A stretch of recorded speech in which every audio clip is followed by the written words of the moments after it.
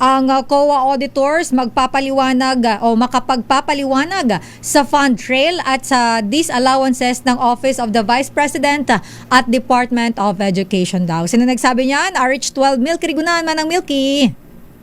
Lakay at Sister El, mas malilinawan ng publiko sa susunod na impeachment trial ang disallowances o maling paggamit ng 612.5 million pesos ng Office of the Vice President at Department of Education nang pinamumunuan pa ito ni Vice President Sara Duterte.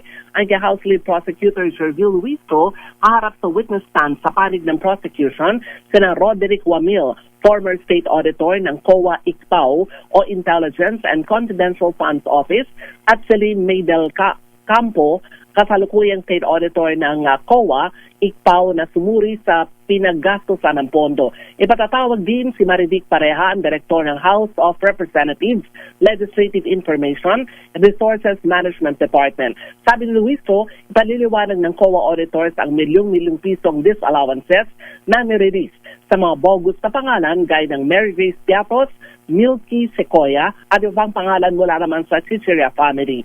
Samantala kay Sister L, matatandaan sa hearing ng House Committee on Good Government and Public Accountability noong 19 Congress na pinamumunuan ni Manila Representative Joel Chua na tukoy ng COA ng 125 million pesos confidential funds ng Office of the Vice President noong 2022 ay nagastos lamang sa loob ng 11 araw. Ako si Milky Rigunan, nagulat para sa DZRH, una sa Pilipinas, una sa Pilipino.